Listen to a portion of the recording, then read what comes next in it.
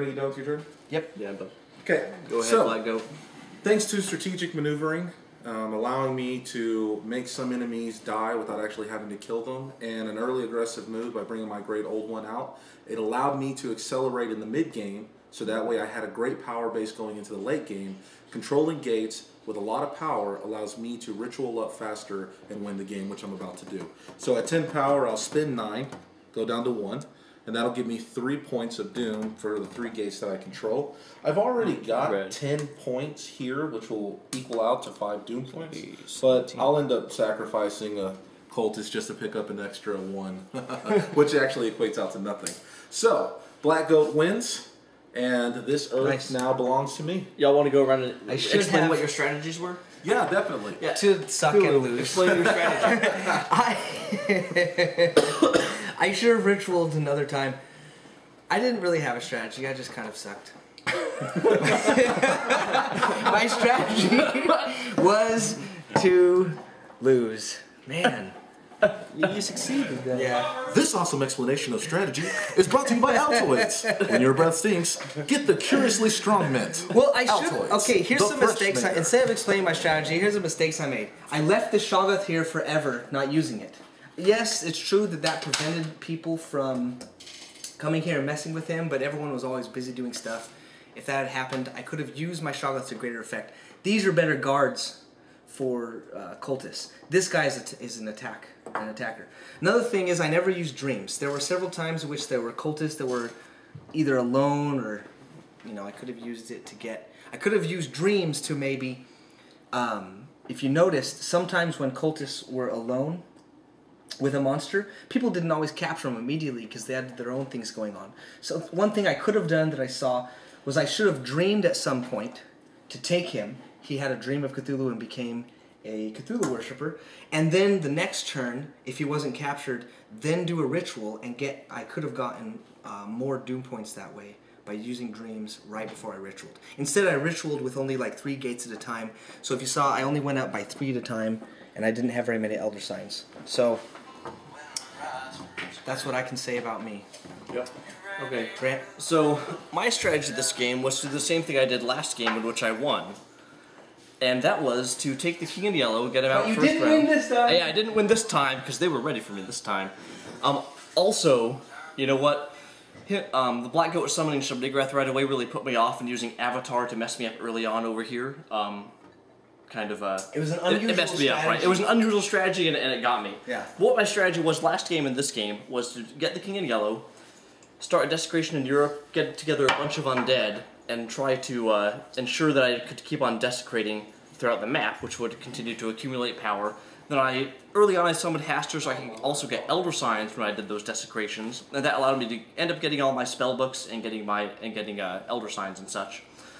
And that was working out okay for me, but again, the Black Goat did some really good strategic maneuvering to get his units around and mess with me, and even though Haster managed to kill off Shubnigrath and Cthulhu, still the placement of Shubnigrath spread out all over the place kept me from really retaining my gates, keeping up my power base, which kept me from doing rituals, which kept me from winning. Now, off the top. I did not do well this game.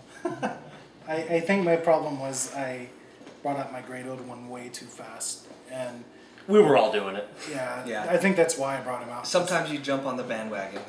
But the problem was if you don't protect your cultist, it can put you down kind of early, and then you're playing catch up for a couple rounds, and that's what happened to me. And I just couldn't get established back on there and I was ritualing a couple of times, but my strategy this time I didn't do as well as last game. But yeah, so I kind of put myself out of the game a little bit on that one. You did not use abduct. I noticed. I didn't want to say it out loud, but you could have used... These guys could have flied around and done abducts where they only cost 1 to summon, and then they can take away any monster, even the strongest. Don't they I saw that... What? They do die, but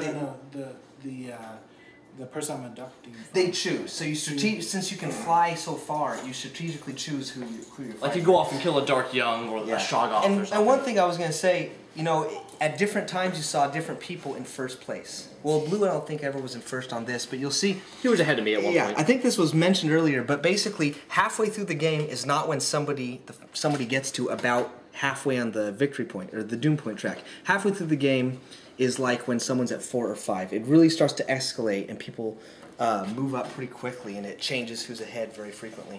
It was just, you know, a surprise to see yellow shoot up, but yeah, well, you noticed that I collected all those elder signs, and I just wanted to reveal to show how much power, how much doom I actually had as the yellow sign. Right. Andrew, your strategy?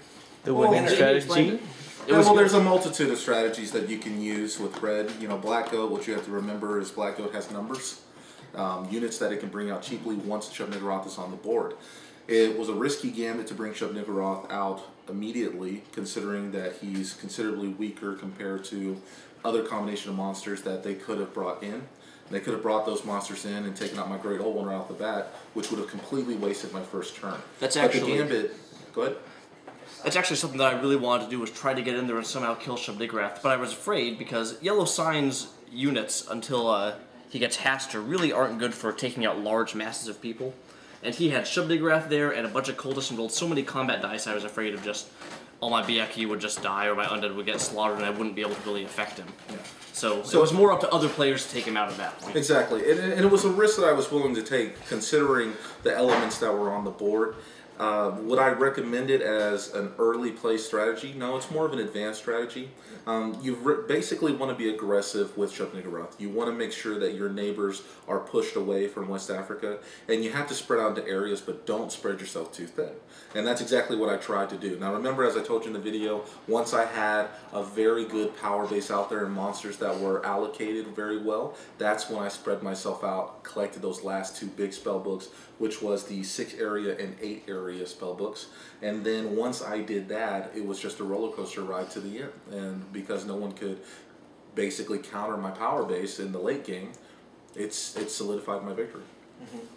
You used Necrophagy to great effect. That was the best use of Necrophagy ever, to kill Haster. that was really that was really good. Haster is like the most powerful unit in lots of ways. So. Remember that every faction has powers and abilities that are very specific to it, and they work against and work well with other people's powers. So pay attention to how the other factions kind of interact with the game, and this will allow you to gain a greater understanding of how your own powers work. Using maneuverability around the board, moving into different areas, that's something that not many people are going to pay attention to. But as soon as you make their Great Old One pop with a well-placed Necrophagy, yeah.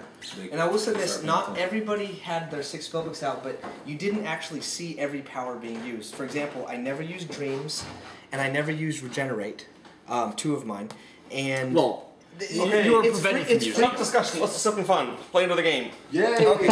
Okay, the point is that's a good way to end it, though. You frequently don't. The point is that you don't see every spellbook happen every game. People will take different strategies and use those spellbooks they get early on more often. Cthulhu Wars is a great game. I love it. We all love it. It's something that, you know, Sandy has put a lot of heart into. And once you've seen this playtest, you know, please go to the Kickstarter, tell everyone you know, and support us as much as you can. We appreciate it. Goodbye, everyone.